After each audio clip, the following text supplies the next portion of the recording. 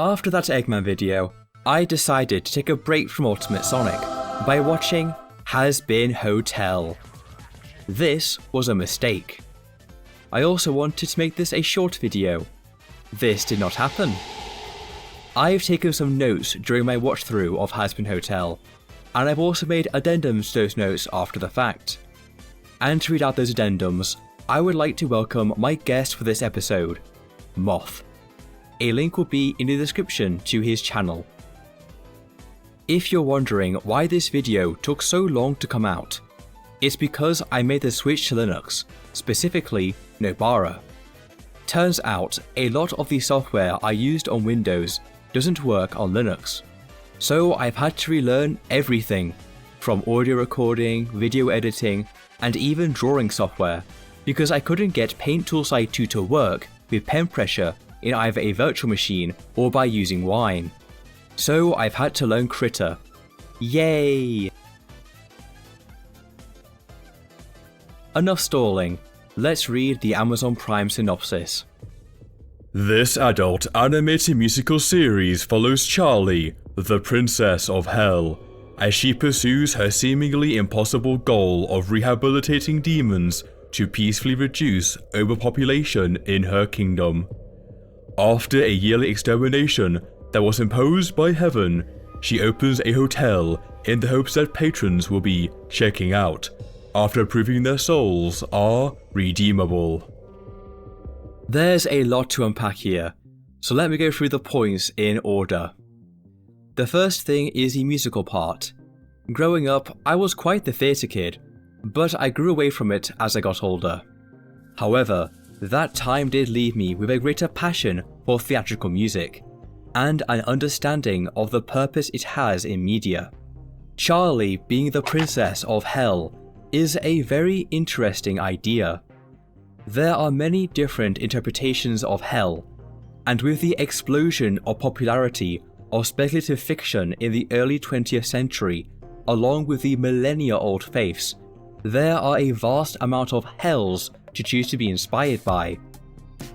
Even so, I would bet good money on this show taking place in a pseudo-Christian hell, meaning hell is interpreted as a material place that probably looks like a Californian city.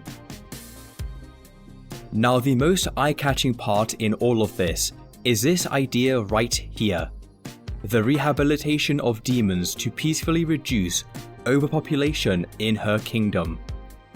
The idea of redemption after death is quite a touchy subject, and requires a lot of studying and understanding to pull off. The other reason why this line is so interesting is the overpopulation part, which does have me somewhat worried about the setting of Hazbin Hotel, as imagining hell as a physical place is completely absurd given how it is a spiritual realm, meaning it is immaterial. That is not to say that this show cannot have hell as a physical place, or something akin to that, but it has to make me believe in it. I hope that it can, while staying logically consistent. Although such a thing does come with a caveat that the show must tell us when it takes place, as overpopulation would be an extreme problem in today's world, given how there are 8 billion people alive today, and that many times all of history would have the chance to go to hell, meaning once you've dealt with the overpopulation, given a week, the problem would have returned, returning hell to be a cramped and suffocating place. One could even argue that this is a punishment in and of itself. There's a common belief, or rather misconception, that a lot of uninformed people seem to not realise. The soul is immortal. You can change it, corrupt it, and warp it, but it cannot be destroyed. Funnily enough, it follows a basic rule of the universe. You cannot make something from nothing, and you cannot make nothing into something. This, in itself, means that if you're writing for a speculative world where the soul can be destroyed, there are some questions that you need to answer. Namely, does the soul actually get destroyed forever, or is it unknown and speculated about in universe? What I mean to say is that I really hope the writers decide to not make it our hell, but a speculative hell based on a world that is not Earth, or if it is our world, that they do their research, or better yet, be consistent with their own world building. Carrying on from the idea that the soul can be destroyed, is the idea that heaven will send down exterminator angels to hell to cull sinners. This is a really complex subject, but the big question is, why would heaven send down exterminators and not mercy granters? After all, God would want to bring his children back to his fold, and only doesn't do so because heaven gave us free will, even if that free will means we damn ourselves to hell. But if this is not possible, then perhaps the exterminations are a mercy, since the annihilation of the soul would be preferable to some than existing in hell forever. Well, that's a synopsis. Let's get into the show.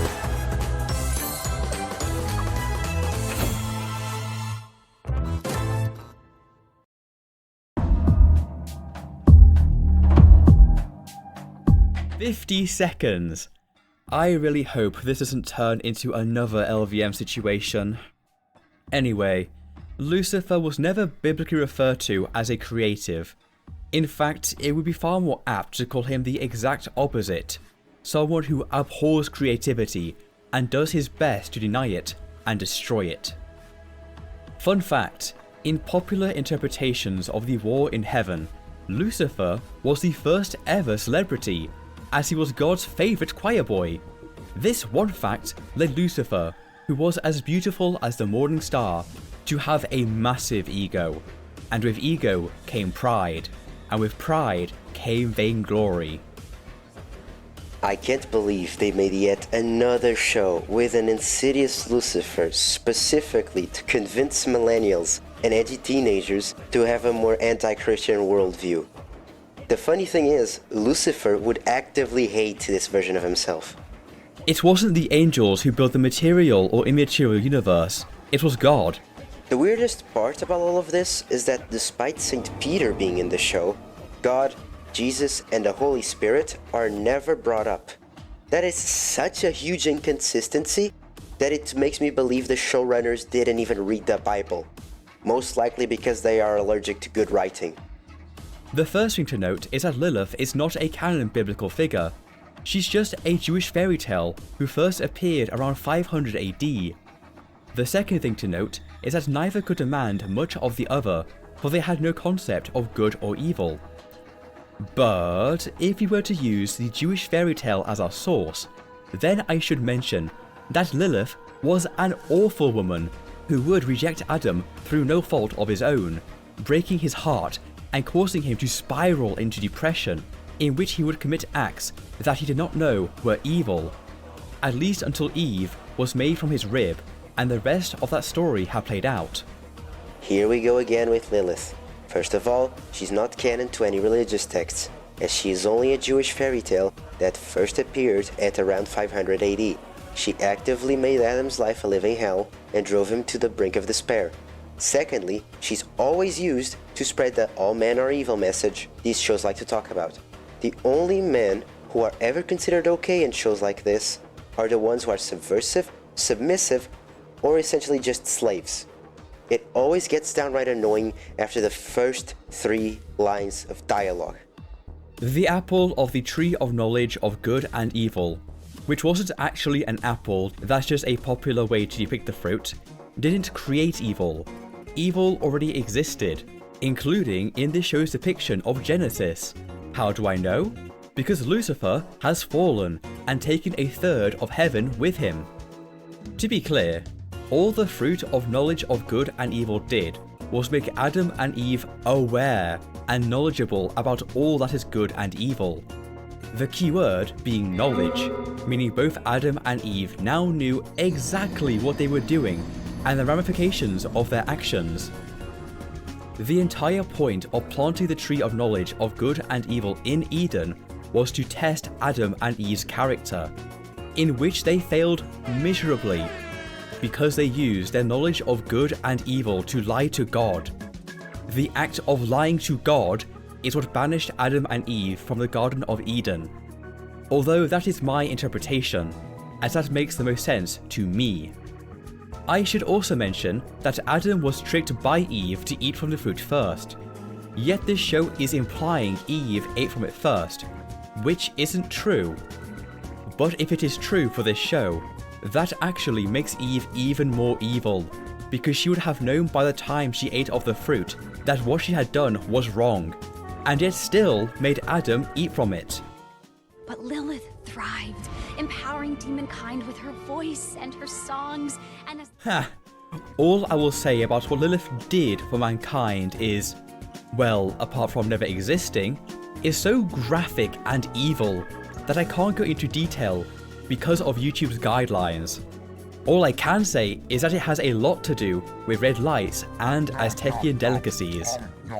that every year they would send down an army, an extermination, to ensure hell and its sinners could never rise against them. Okay, so there's a lot to unpack with that. The first thing is that I believe this opening is establishing that heaven, earth, and hell are all linked via magical portals. Which brings up the bigger question of, why doesn't heaven just eliminate all of hell's denizens if they're a problem? It really shouldn't be that difficult for them, given how weak hell is in all classical interpretations, with only modern interpretations, or rather, works of speculative fiction, is hell this looming threat. The angels are one of the silliest things in this show, because in the Bible, angels are not human. They have forms so terrifying that they actively have to say, "Do not be afraid," when they show themselves to us. So using these weird, edgy masks is like them cosplaying as their true self, while actively choosing not to be. Given how biased the retelling of the creation myth was, and the fact she calls it a story, implies that this isn't actually what happened. I do hope that this is the case, because this creation myth left out a lot of details, and the portrayal of heaven was so bad faith, while the portrayal of Lilith and Satan was so good faith, that it must be in-universe propaganda. Either that, or this show has a lot of world building to do. Although that may not be in the spirit of asking and answering the question, can sinners be redeemed after death? Because if I made a show about that, I would want to be as accurate to an interpretation of hell as possible, and be forthcoming with which denomination I was inspired by, or which version of the Bible I was inspired by. She tries to work through her daddy issues by fixing you. Writing is hard. Oh no.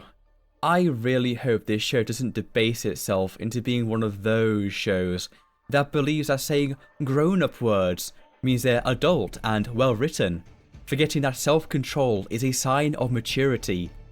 I really hope the creators don't use excessive swearing in the place of actual characterization and drama.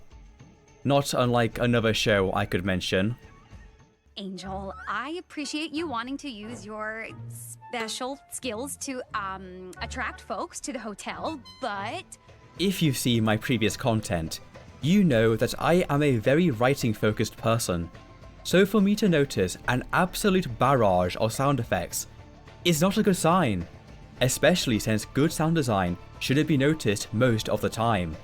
In this case, I noticed the excessive sound effects because I am not sure why they were added. Was it for the movement, the dialogue? Because neither were exaggerated enough to warrant this level of bombardment. Oh, please, baby. This body was made to be exploited. I got the arms, I got the stamina, I got the legs, I got the lung capacity. Oh, I got the legs. It seems the sound effects for the fluffy white one were turned up even more for the joke. Maybe the abundance of sound effects is a stylistic choice. We'll have to see. We stopped noticing the sound effects, meaning we either got used to them or they happened when appropriate, so they at least improved something from the pilot. Oh hey, it's Keith David. Why is Keith David here? We're in hell, Toots. That's kind of the end of the road, ain't it? Well, maybe it doesn't have to be. White Fluff's view of hell being the end of the road is the traditionally held biblical view. But there have been stories of speculative fiction that tell of the first afterlife not being the end. Then there are the other faiths, with their beliefs in reincarnation. Perhaps this world will be like Rick Roydian's world, where multiple pantheons of conflicting gods and goddesses exist. Perhaps it would be like the world of darkness, which also has angels, demons, and man, but has many interpretations of life after death, of what came before history, and what will come after as well. This show has a lot to explore in 8 episodes, and I do so hope that the creators were willing to do their research and discuss these topics that need to be brought up in this show. Oh, I seem to have completely forgotten this was a musical. Oh no, this is going to be worse than LVM, isn't it? Oh well. It's only 8 episodes, so it should be over quickly. Foreshadowing is a narrative device in which... At least Charlie's voice actress can sing. Creepy. Creepy? What does Charlie mean by creepy? It's just an empty building that looks well maintained and cared for, with minimal but pleasant decorations. That's the opposite of creepy. It would have been far creepier if the building was extremely spacious or small, and instead of having decorations, it was stark white with smooth walls and no windows. Then there's the fact the place is clean, which isn't impossible to make look creepy, but doesn't help the fear factor in this case. Honestly, I'm just annoyed by the fact she said creepy and not something else, because she literally walked through a street of murderers, flashers, cannibals and more to get here. Then there is the floating contract and pen. She, of all people, should be familiar with magic and contracts, given how she is the literal spawn of Satan. It's nice to meet you. Totally. Nice to meet you too. Oh. Ah, I fucking got you. Did you fucking see that? Wow, how edgy, making angels into arseholes. What is this, the early 2000s? Grow up. Or better yet, choose a different religion to target, like Hinduism. I dare you. Do you know who I am? I'm fucking Adam. I'm the original Dick.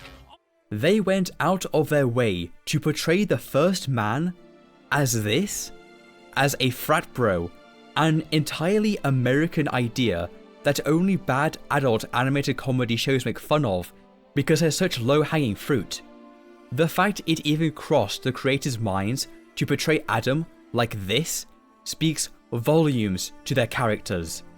They are the kinds of people who think it's unique and special to deconstruct writing tropes, something even a child can do. But what they always forget is that what makes the great deconstructors great is the fact that once they have deconstructed a writing trope, they reconstruct, putting something else in the place of that empty void. For without reconstruction, we have only lost what we once had. Oh. That explains so much. What do the writers mean by "that explains so much"? Why does the stench of misandry waft from my screen all of a sudden? Why is Adam, a human, portrayed as the leader of the angels? That role belongs to Michael. Perhaps it's only for the exterminator angels. Yet another cherry pick of characters without caring about narrative consistency. This show is most likely using the Protestant take on the afterlife, specifically because the creators treat it as a material place, heavily based on a Californian city. That is not to say treating hell as a material place is inherently bad, especially in the realm of speculative fiction. But because it is speculative fiction, you have to take extra care with what you show and do not show, for both speak volumes to the story you craft and the world you build. Human souls just the same as the ones you have up in heaven. They are not the same. They had their chance and they earned damnation. The Mao-based angel. Adam's song about hell being forever, while correct, doesn't narratively make sense to place at the beginning of the first season. You would think this revelation would come at the end of the first season, where the drama is high and the stakes most dire. To give more context to this note, every TV show these days is given a minimum of 2 seasons, usually because of guilds and unions and whatnot. Honestly, we think a better outcome for the show would have been if they made it so the first season was about Charlie realizing she went in way over her head, not even knowing what redemption is, and working to help each character better themselves little by little, only to end up being thwarted by Adam's conviction of hell being forever thus leading to the conflict in the next season. You can't destroy the soul. It is entirely immaterial, ethereal, and spiritual. Despite this, it still abides by a crucial law of the universe. You cannot make something into nothing, and you cannot make nothing into something. This show has to either establish with proof that the soul can be destroyed in this universe, or that we are using Planescape theories. In Planescape, when you kill a petitioner, a being that has been reincarnated as a being in the afterlife, no one is truly sure what happens to the soul. Some believe in the circle of reincarnation, meaning they are reborn as a living infant. Others believe your soul becomes one with your plane of alignment, and others still believe that this reality is a punishment and you should be seeking the realm beyond this multiverse, which is either a paradise or oblivion. This never truly answered question turns out to be either a plot hole, or failing to understand continuity and logic, aka a plot hole. But that's a rage for another day. The way Adam is portrayed, the first man, really does show you the creator's opinions on men, doesn't it? I fear we lost a good character to biases and ill-gained hatreds. Charlie doesn't tell anyone, not even Vaggie, that Heaven didn't agree with her plan. This both speaks volumes about her character, and also makes the entire point of the hotel redundant, meaning yes, Amazon has just lied to us with the opening synopsis. This is going to be a ride, isn't it? This show makes absolutely zero sense if you think about it. Number 1, Adam never even finds out who killed the angel. Number 2, why does he wait so long between the opening extermination and his final one? Waiting would never pay off, because this is hell. The secret was bound to leak, exactly like it did. 3, there is no reason for him to not just fully destroy all of hell, because only 3 angels of note know about the exterminations, and they are fully okay with it. Number 4, how come the angels don't know that Angelic still hurts angels? They even hurt and maimed Vaggie, but the show acts as if they don't know, which is even stated as the reason why they leave their weapons behind. Finally, the classic. In literally millions of years, no one, absolutely no one, ever tried using an angel's weapon. I could make a joke here, I truly could, but this is an affront to every writing advice and skill ever developed by humans. No wonder even millennials criticize this show. It is fundamentally awful to its very premise.